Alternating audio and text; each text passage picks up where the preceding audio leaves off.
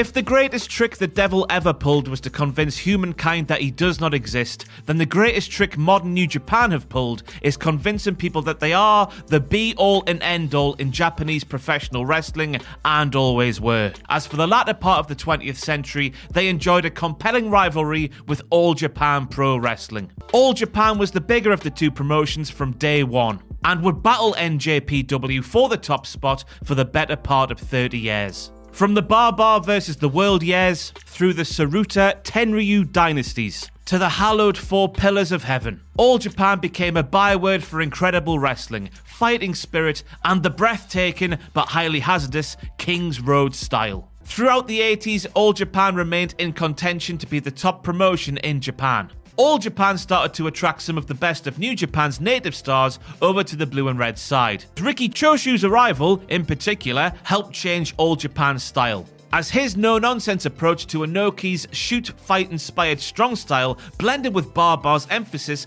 on traditional NWA-style in-ring storytelling, forming the foundation for the spectacular and often really dangerous King's Road style that took All Japan to new heights. Business remained strong, but as the NWA slowly fell apart in the States, Barbar split from the organization. This split from the NWA meant that Barbar would have to focus on more homegrown talent. Luckily for All Japan, there was a boom period on the horizon due to the four aces they had up their sleeve, the Four Pillars of Heaven.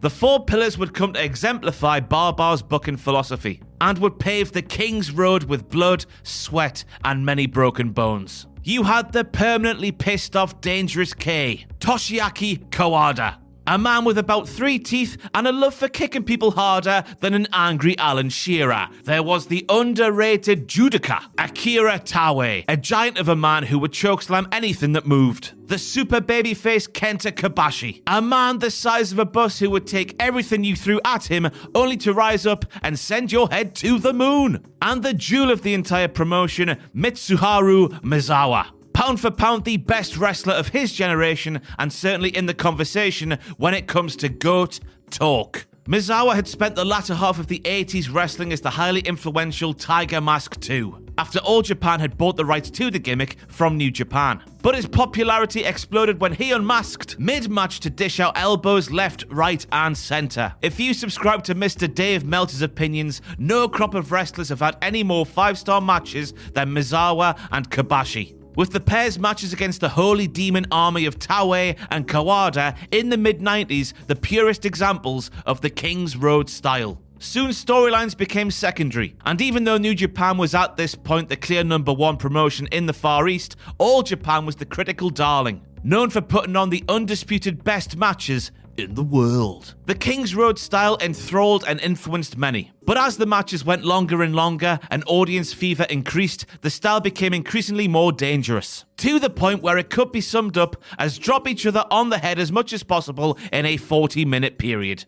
Business was so good at this time that All Japan sold out over 250 consecutive shows in Tokyo alone, with All Japan running the Budokan multiple times a year. They would sell out the next show while the current one was taking place, fans flocking to buy tickets and relive the experience all over again. With the Four Pillars leading the way, All Japan hit their highest heights commercially and critically, with singles and tag matches involving the four heralded as some of the greatest matches of all time.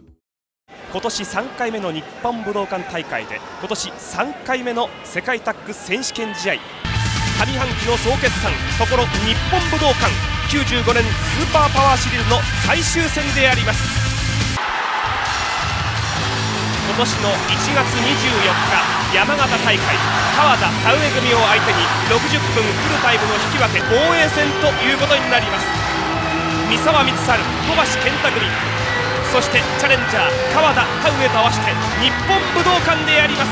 オレンジのチャンピオンのチームでやります。